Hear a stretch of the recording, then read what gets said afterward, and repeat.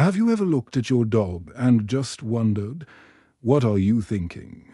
What are you trying to tell me with that little head tilt or that frantic tail wag?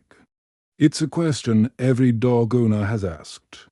We share our homes, our lives, and even our beds with these amazing animals, but sometimes it feels like we're speaking completely different languages.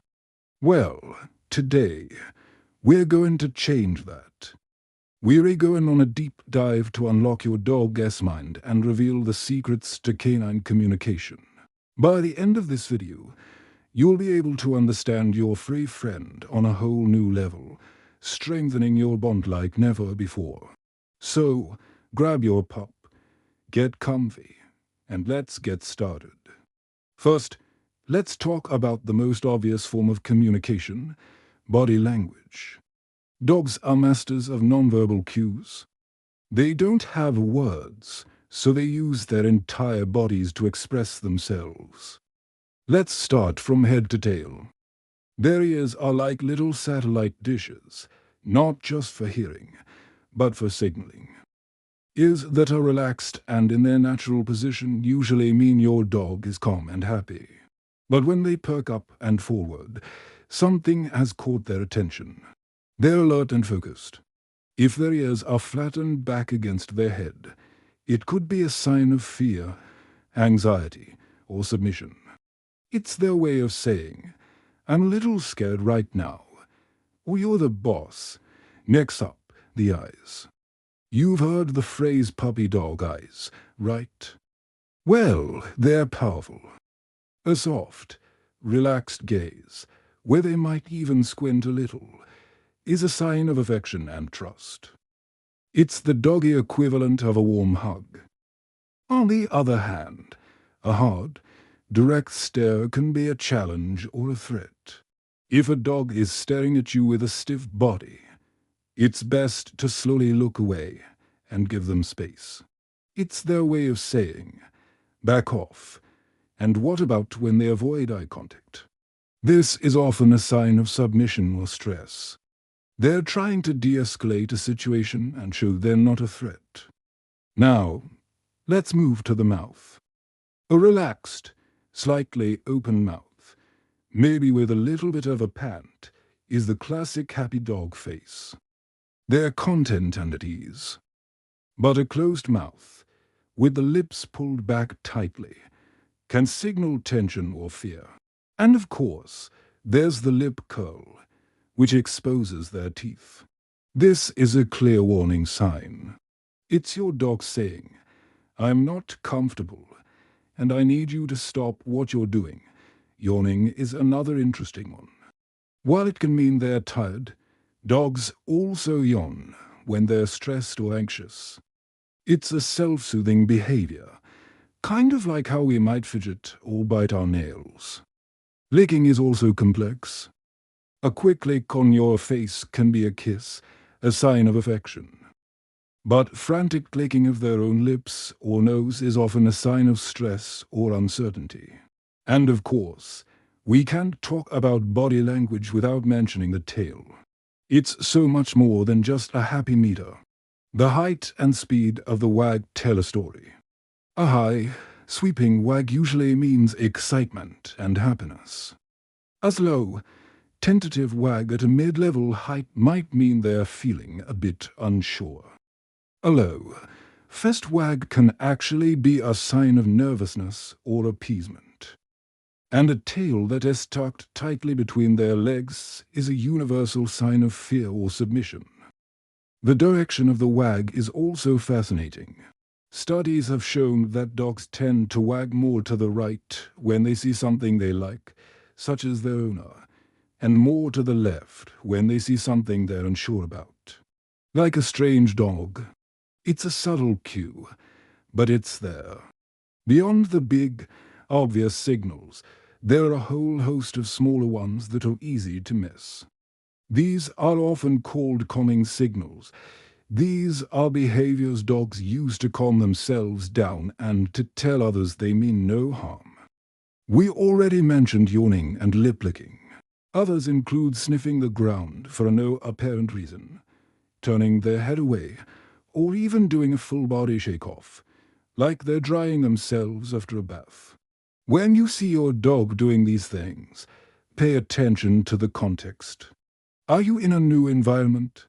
Is there a loud noise? They might be feeling a little overwhelmed and are trying to cope. By recognizing these signals, you can help them feel more secure, maybe by giving them some space or removing them from the stressful situation.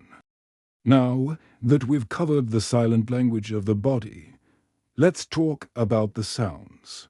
Barking is the most common vocalization, but not all barks are created equal. The pitch, frequency, and duration all matter. A high-pitched, rapid-fire bark is often a sign of excitement. Think about how your dog barks when you grab the leash for a walk.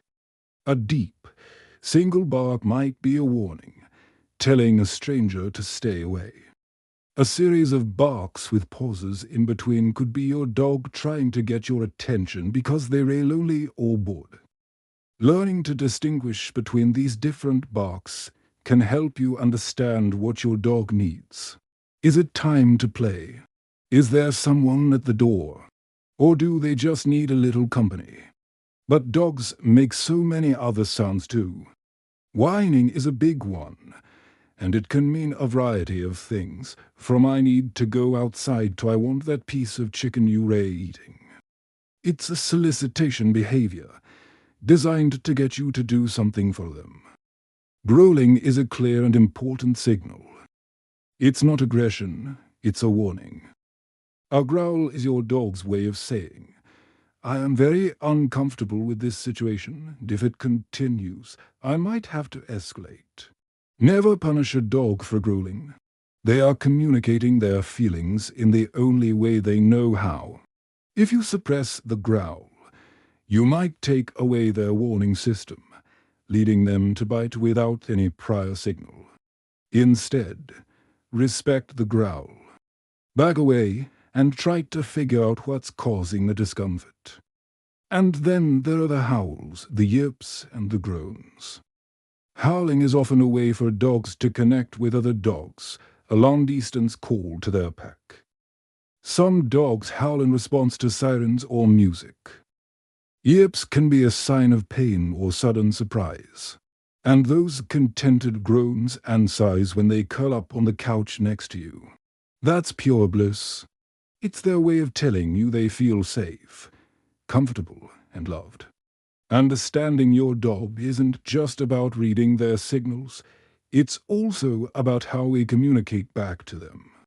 Our tone of voice is incredibly important. Dogs may not understand the words we say, but they're experts at reading our tone.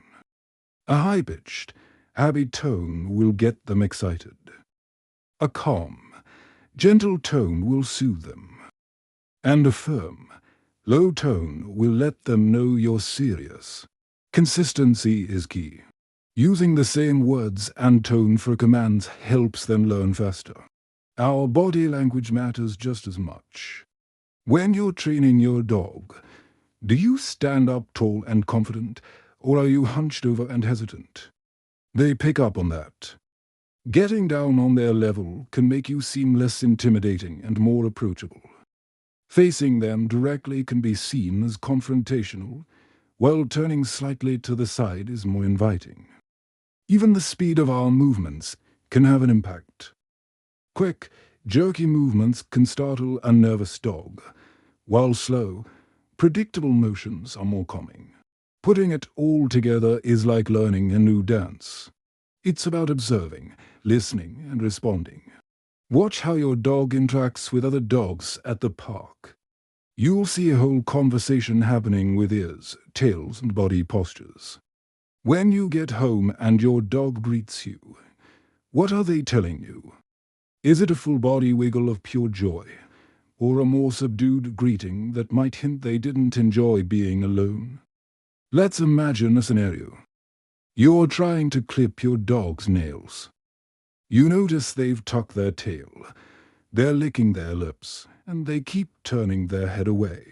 They are screaming at you in dog language that they are stressed out. Instead of forcing the issue, you could try a different approach. Maybe you just touch the clippers to their paw and give them a treat. You slowly build a positive association instead of creating a battle. This is the power of understanding their communication. It turns potential conflicts into opportunities for trust building. Unlocking your dog's mind is a journey, not a destination. It takes patience, observation, and a whole lot of love. Every dog is an individual, with their own unique personality and quirks. But by learning the general rules of canine communication, you gain the tools to understand your specific dog better than ever before. You'll be able to anticipate their needs, recognize when they're uncomfortable, and celebrate their moments of pure joy with them. It transforms your relationship from one of owner and pet to one of true partnership and friendship. Your dog is talking to you all the time. Are you ready to listen? Thank you so much for joining me today on this deep dive into the fascinating world of canine communication. I hope you've learned a few new things that will help you and your free best friend understand each other better. If you found this video helpful, please give it a thumbs up and consider subscribing for more content on how to live your best life with your dog. And I'd love to hear from you in the comments below. What's one way your dog communicates with you? Thanks for watching, and we'll see you in the next one.